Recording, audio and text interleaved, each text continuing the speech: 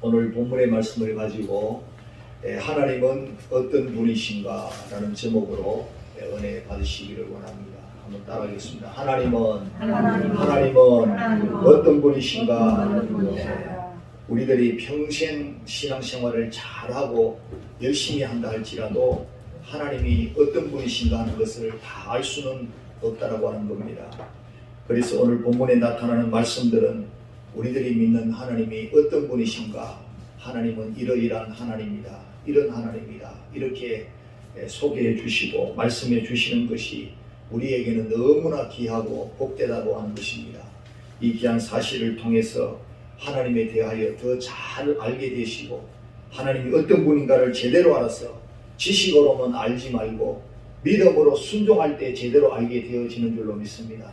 하나님은 믿어서 체험적으로 알 때 제대로 알고 제대로 확신하고 그래서 담대하게 증거하는 하나님이 되어질 줄로 믿습니다. 그래서 실제로 더 잘 믿으시고 믿음으로 잘 순종하시고 그래서 그 능력을 따라서 나타내시는 삶이 얼마나 크신가 하는 것을 오늘 여러분이 먼저 받고 먼저 체험해서 세상 사람들에게 보여주고 증거하고 나타내는 사명들이 있는 줄로 믿습니다. 그 일에 크게 쓰임받는 축복의 주인공들이 다 되시기를 주님의 이름으로 축원드립니다.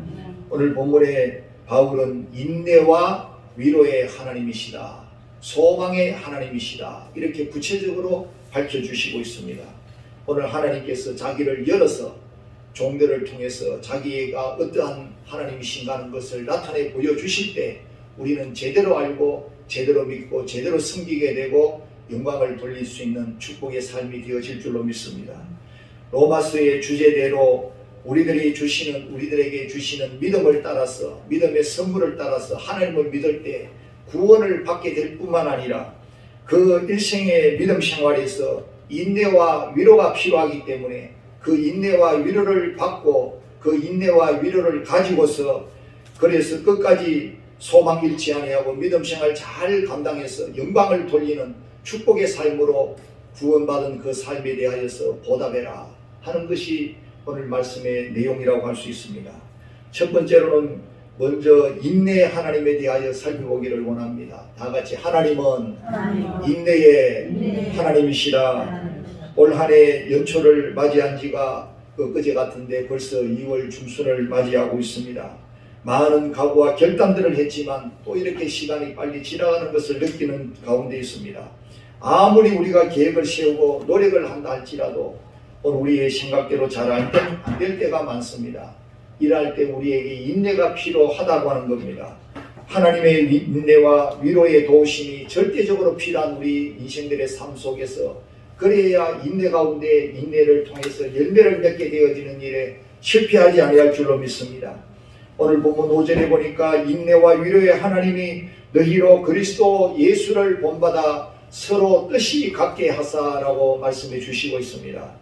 이와 같이 그리스도 예수를 본받아서 인내하면서 승리하셨던 예수님을 본받아서 인내와 위로의 하나님이 우리 모두가 서로가 뜻이 같게 해서 끝까지 선한 열매를 맺도록까지 승리하도록 만들어 주시는 줄로 믿습니다.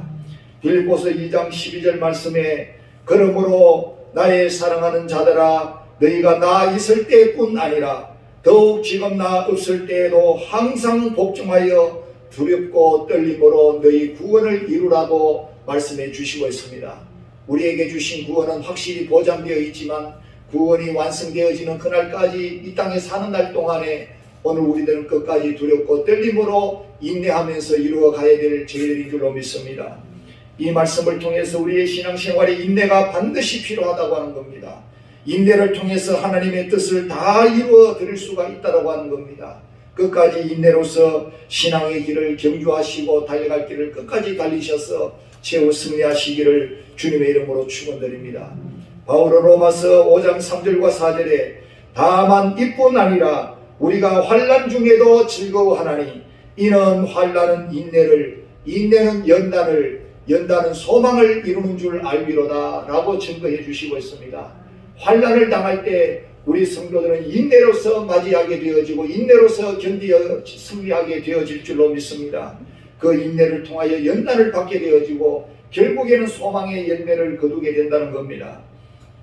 미국의 16대 대통령 아브라함 링컨 대통령을 잘 아실 줄로 믿습니다. 이분은 연구가들에 의하면 일생 동안 자그마치 27번의 실패가 있었다는 겁니다. 한 번, 두 번 실패하게 되면 이제 쓰러져서 다시 재개하지 못하는 것이 우리의 모습들인 것을 봅니다. 그런데 27번, 10번도 아니고 20번도 아니고 27번의 그 고비고비마다 실패가 있었지만 그 실패에 좌절하지 아니하고 반드시 실패를 딛고 끝까지 승리했던 인물이라고 하는 겁니다. 10살 때는 어머니를 먼저 천국에 보내드리는 아픔을 겪었고, 그러나 좌절하지 아니하고 인내하며 또 인내하면서 끝까지 달려서 미국의 16대 대통령이 드디어 되었고, 흑인 노예를 해방시키는 놀라운 역사를 거두면서 존경받는 역사적인 인물이 되어진 겁니다. 발명왕 토마스 에디슨이 전기를 발명할 때 그 전기를 발명하기까지 실패가 얼마나 시도하는 것이 얼마나 있었는가, 2399번의 실패와 시도가 있었다는 겁니다. 2399번째까지 실패하고 시도하다가 좌절해서 끝나버렸으면 전기는 발명되지 못했을 겁니다.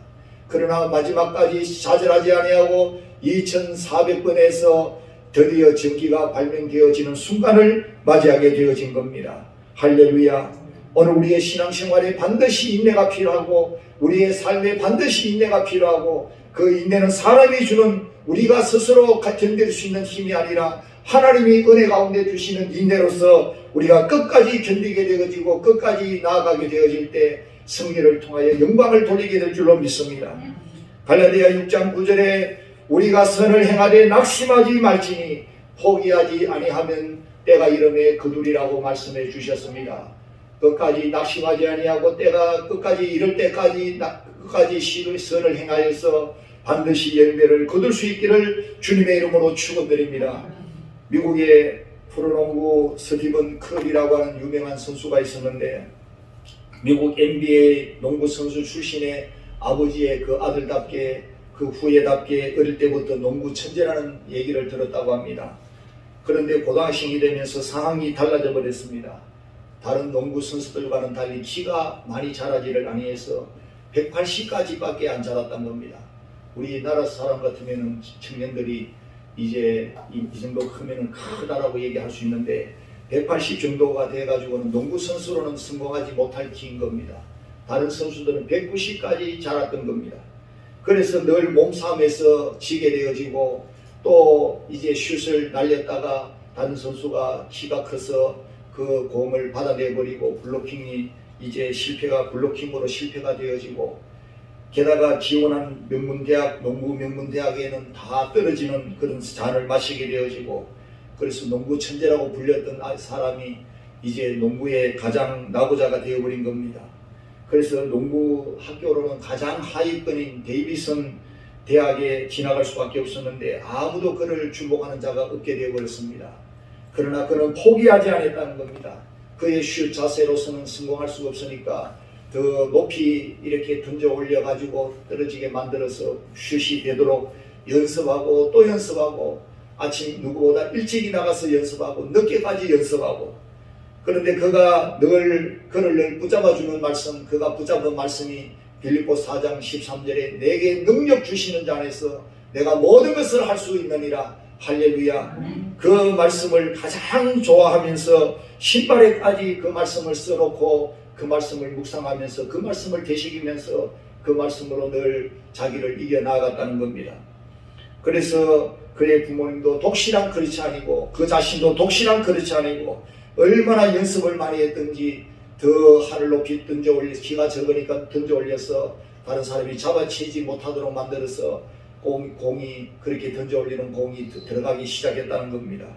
그 후에 하나님이 함께 해주셔서 놀라운 기적이 일어나서 이 대학의 농구팀이 한 번도 이긴 적이 없는데 이 대학이 이제 그의 활약으로 최초로 8강에까지 진출하게 되어지는 업적을 남기게 되어졌습니다.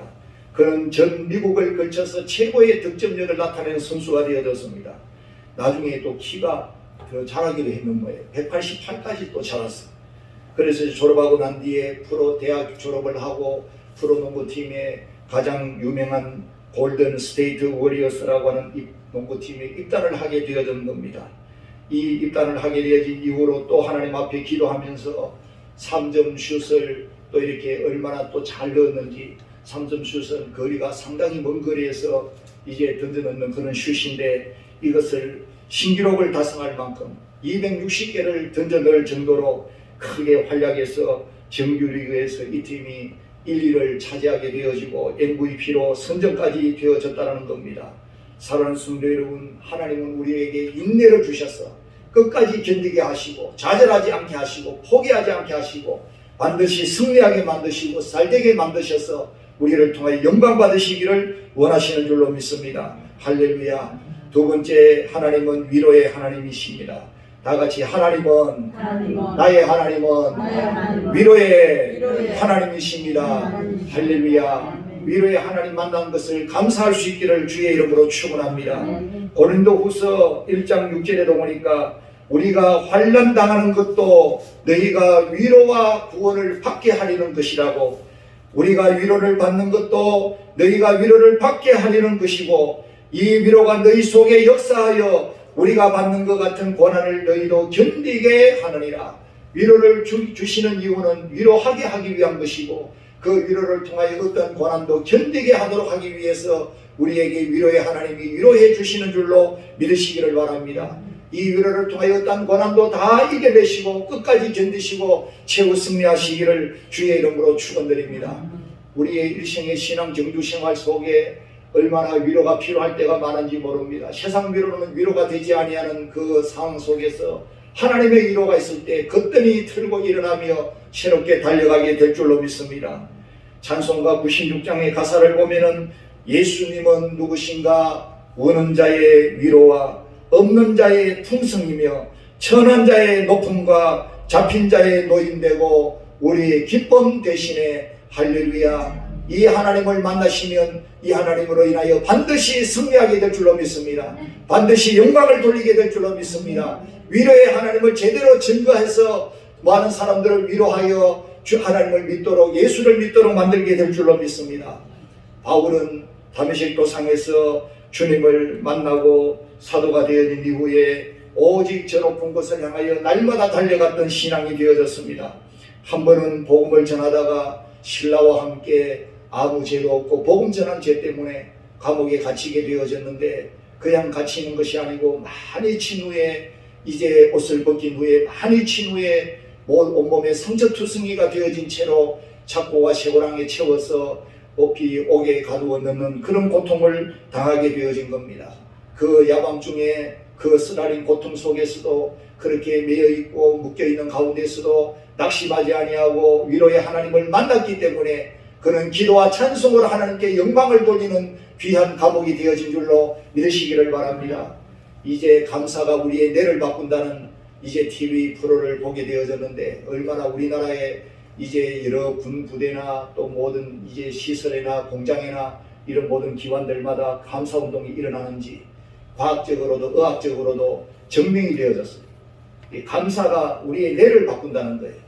모든 부정하고 의심하고 또 시기하고 질투하는 이런 마음들이 다 제거가 되어지고 긍정적이고 기뻐하고 감사하고 찬송하는 이런 귀한 생각들로 내 구조로 바뀌어진다는 겁니다. 할렐루야. 하나님 말씀 한마디도 실현이 없는 줄로 믿으시기를 바랍니다. 하나님 말씀 반드시 능력이 있습니다.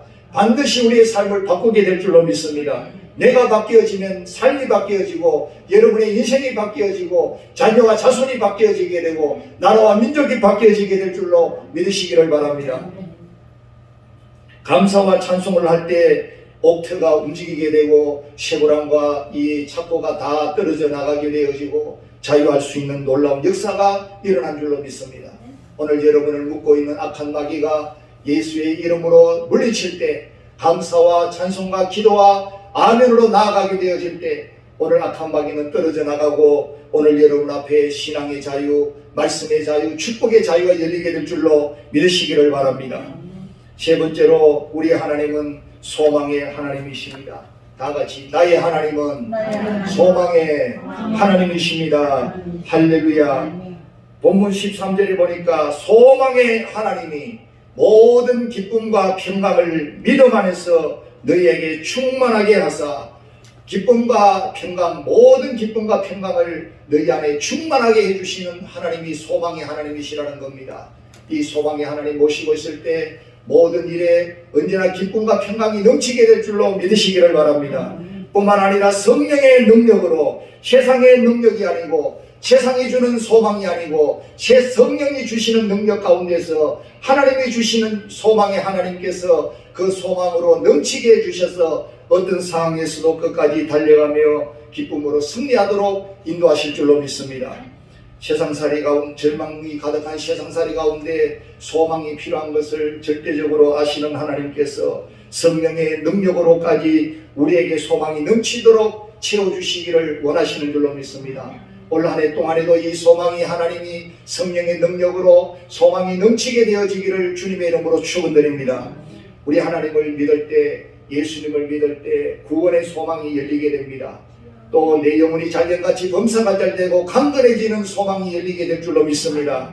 이스라엘 민족에게 가나안 땅 정복을 앞둔 저들에게 모세를 통해서 이제 가나안 땅에 들어가 살 동안에 하나님 말씀을 삼가 듣고 순종할 때 내 모든 삶이 잘 되어지고 형통하게 되어지고 모든 민족 위에 뛰어나게 되어지고 우양과 짐승과 자녀의 모든 새끼와 자녀와 자손들이 잘 되어지고 떡반죽 그릇까지 복을 받게 되어지는 축복을 약속해 주셨습니다. 가나안 땅은 죽음의 땅이 아니고 절망의 땅이 아니고 소망의 땅이 되어질 것을 약속해 주신 것은 이 땅에서도 우리가 잘 될 뿐만 아니라 하늘나라 영원한 나라에서 영원한 소망을 누리게 될 줄로 보여주시는 말씀인 줄로 믿습니다. 오늘 이 소망이 성령의 능력 안에서 넘치게 될 줄로 믿습니다. 이 소망으로 끝까지 달려가고 끝까지 승리하시기를 주님의 이름으로 축원드립니다. 바울의 경우를 보면은 바울이 이제 사울 되면서 사울로서 마치면서 사울 시절까지 그는 율법주의자였습니다. 율법을 다 지킴으로 구원을 받고 어렵게 되어지고 하나님의 자녀가 되어지는 줄로 그는 믿었습니다. 그런데 평생을 율법을 다 지켜도 다 지킨 것 같지를 아니하고 마지막 죽는 순간까지도 율법을 다 지켰는지 확신이 오지 아니할 때 구원의 기쁨과 감격은 없다라고 하는 겁니다. 그래서 죽고 나면은 눈을 떴을 때 어디에 떨어져 있느냐? 지옥에 떨어져 있을 수밖에 없습니다. 불행하게도. 그렇잖아요. 율법을 다 지켰는데 마지막 죽음의 순간까지도 내가 다 신방으로까지 지을 수밖에 없는 그런 죄들이 많은데 그래서 마지막 순간까지 아무런 감격도 기쁨도 이제 구원에 대한 어떤 소망도 없는 겁니다. 끝까지 죄와 싸우면서 죄책감에 사로잡히다가 끝까지 소망 없이 죽을 수밖에 없는 것이 율법주의자입니다.